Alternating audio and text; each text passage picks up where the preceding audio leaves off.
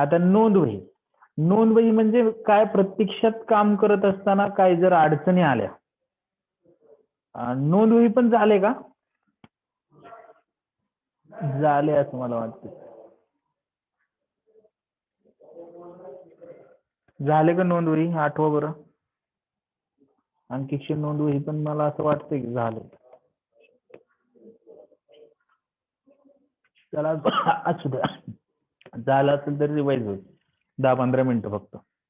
अंकीक्षक अथवा त्याच्या कर्मचाऱ्यांना अंकीक्षणासाठी अंकीक्ष नोंदवही ठेवावी लागते. म्हणजे अंकीक्षणाचं काम करण्यासाठी ते अंकीक्ष नोंदवही ठेवत असतात. अंकीक्षण करत असताना काही चुका आढळल्या, सर्वच गोष्टी अंकीक्षक लक्षात ठेवू शकत नाही, किंवा काही गैरव्यवहार असतील, काही नियमांचा भंग झालेला असेल, अशा जर त्याला आढळून आलं तर त्याची ती नोंद ते त्याच्या नोंदवहीत करतो आणि त्या संदर्भातली स्पष्टीकरण संबंधित कर्मचाऱ्यांना तो मागतो. उदाहरणार्थ पावत्या मागू शकतो, किंवा कागदपत्रे गहाळ झालेली असतील तर ती गहाळ झालेली कागदपत्र कोणती आहेत त्याची नोंद करतो. संशयास्पद व्यवहार असतील तर त्याची नोंद करतो. आणि या सगळ्या नोंदी करून झाल्यानंतर हे सगळं काम त्याचे एकदम लक्षात राहू शकत नाही. मग हे स्मरणात ठेवण्यासाठी ती एक त्या सगळ्यांची नोंद ठेवतो आणि त्याच नोंदीला अंकीक्षण नोंदवही असं म्हटलं जातं.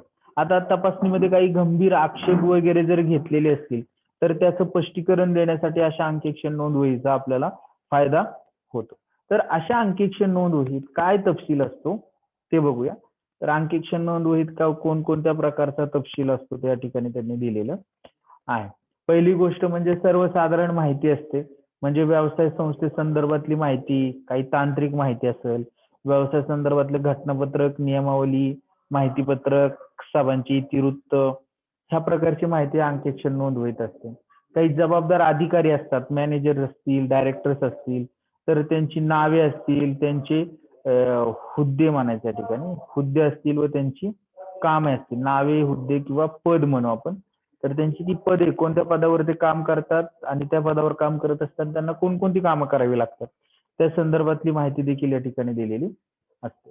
देन आफ्टर नेक्स्ट त्यांनी असं सांगितलेलं आहे की तुमच्याकडे जे असेट आहेत, म्हणजे फिक्स असेट असतील, करंट असेट असतील, किंवा तुमचे जे डेटर्स असतील, ज्यांच्याकडून तुम्हाला पैसे येणं असतात, अशा व्यक्तींना आपण डेटर्स म्हणतो, तर ते डेटर्स असतील तर अशा फिक्स असेटवर आकारला जाणारा घसारा, घसाऱ्याचा योग्य दर आहे का, बुडीत कर्ज म्हणजेच बॅड डेब्ट्स किंवा कमिशनचे दर हे ठरवणारे जे अधिकारी असतील त्यांची नावे आणि त्या संदर्भात तुमच्या सभांमध्ये झालेले ठराव त्या ठिकाणी अभ्यासले जातात किंवा त्या ठिकाणी नोंदवले जातात. काही जमा खर्चाच्या पद्धतीची माहिती यात सुचवायच्या सुधारणा हे देखील याच्यामध्ये ठेवलं जातं. अंतर्गत तपासणी किंवा अंतर्गत नियंत्रण प्रणालीच्या काही पद्धती असतील तर त्या पद्धती देखील त्या ठिकाणी नोंदवल्या जातात.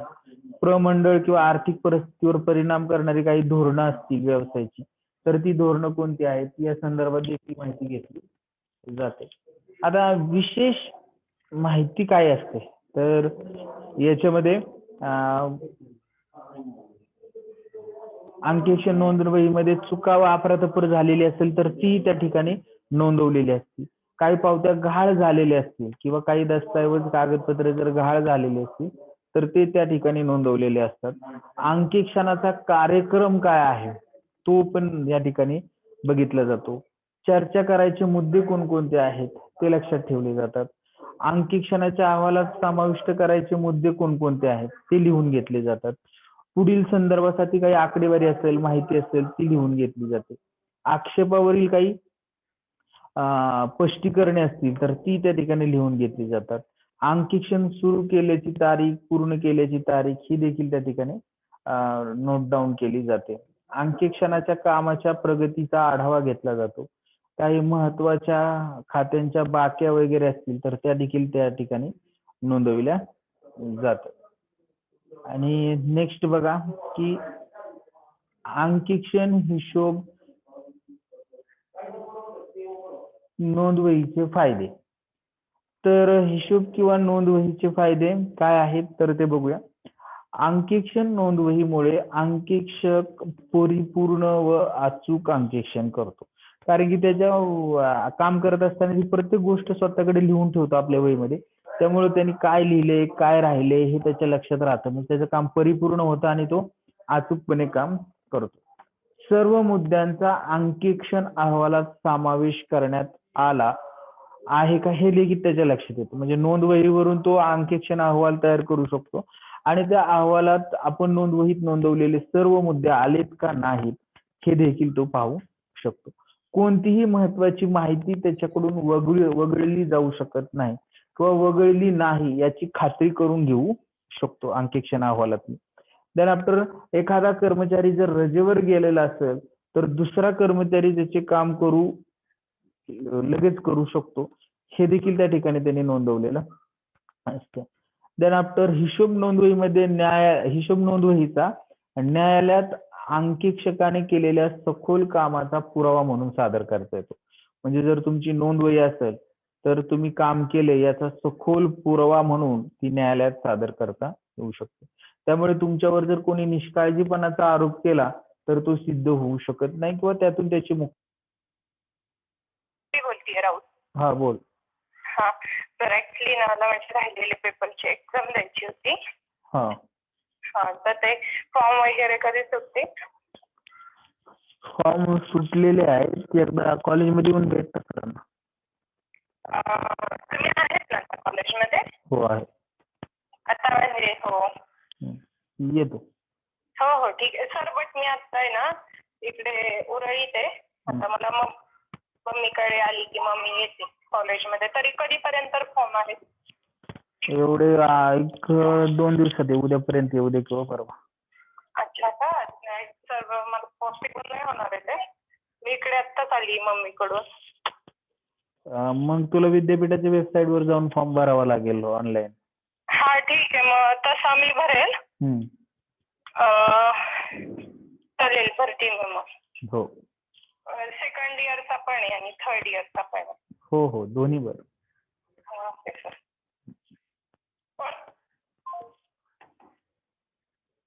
ओळखलं का म्हणते आता मला माहिती आहे. बोल. चला.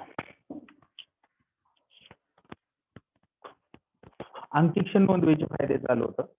तर त्याच्यावर जर काही निष्काळजीपणाचा आरोप वगैरे झाला अंकीक्षकावर तर तो आरोप कोर्टामध्ये सिद्ध होऊ शकत नाही किंवा त्याच्यावर त्याची मुक्तता होऊ शकते.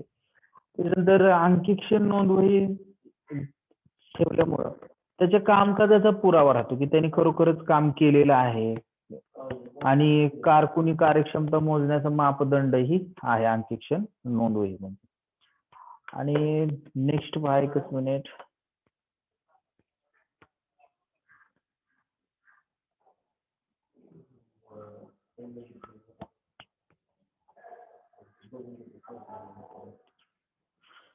बघा पुढील अंकीक्षणाचा आधार म्हणून याचा वापर केला जाऊ शकतो. म्हणजे या वर्षी अंकीक्षण केलं आणि अंकीक्षकांनी नोंदवही ठेवली एखाद्या व्यवसाय संस्थेची तर त्या नोंदवही काय काय गेल्या वर्षी त्रुटी होत्या, काय नोंदी झाल्या होत्या हे अंकीक्षण बघतो आणि पुढील वर्षी त्याचाच वापर करून ह्या त्रुटी दूर करण्यात आलेल्या आहेत का किंवा काही अडचणी आहेत का याचा आधार घेऊन तो बघू शकतो. त्याच्यानंतर दैनंदिन नोंद कारकुनाला यात कराव्या लागतात. म्हणजे ज्या काही दैनंदिन नोंदी असतील त्या कराव्या लागतात. त्यामुळे अंकीक्षण करणारे जे कर्मचारी असतात त्यांना नियमितपणे काम करावं लागतं आणि त्यांची कार्यक्षमता काय होते वाढते. जर आपण अंकीक्षक हिशोब नोंदवहीचे काही तोटे आहेत जसे फायदे आहेत तसे काय आहेत तोटे आहेत. नोंदवही किंवा त्याला टिप्पणवही देखील म्हटलं जातं. अंकीक्षण टिप्पणवही एखाद्या वेळेस तुम्हाला शब्द परीक्षेमध्ये जर वेगळा विचारला तर तुमच्या लक्षात आला पाहिजे म्हणून. तर हिशोब नोंदवहीवरून कारकुनाची कार्यक्षमता ठरवली जाते. त्यामुळं विनाकारणच दोष शोधण्याची प्रवृत्ती वाढते. म्हणजे जर नोंदवही ठेवली आणि तर सारखे हेच का नोंदवलं, तेच का केलं नाही, हेच का राहिले, असा अंकीक्षक काय करू शकतो कर्मचाऱ्याच्या चुका काढू शकतो. म्हणजे विनाकारण दोष काढू शकतो. अनावश्यक लिखाण करावं लागतं कर्मचाऱ्यांना किंवा कारकुनाला की बाबा हे लिहिण्याची गरज नाही तरी सुद्धा लिहावं लागतं. म्हणजे थोडक्यात काम वाढतंय. जर नोंदवही व्यवस्थित लिहिली गेली नाही तर कोर्टात अंकीक्षणाविरुद्ध तिचा पुरावा म्हणून देखील वापर केला जाऊ शकतो. जर व्यवस्थित लिहिली नाही तर त्याचा कोर्टात अंकीक्षकाच्या विरुद्ध पुरावा म्हणून देखील वापर केला जाऊ शकतो. आणि नोंदवही जर व्यवस्थित ठेवली नसेल किंवा काळजीपूर्वक जर तयार केलेली नसेल तर त्याचा परिणाम अंकेक्षण अहवालावर होतो. कारण की या नोंदवहीवरूनच अंकेक्षण आपला अहवाल, कामाचा अहवाल तयार करत असतो. आणि जर नोंदवही चुकीची असेल तर अहवाल देखील काय होतो, चुकीचा होतो. तर हा देखील या अंकेक्षण नोंदवहीचा तोटा आहे. एकच मिनिट थांबा जरा.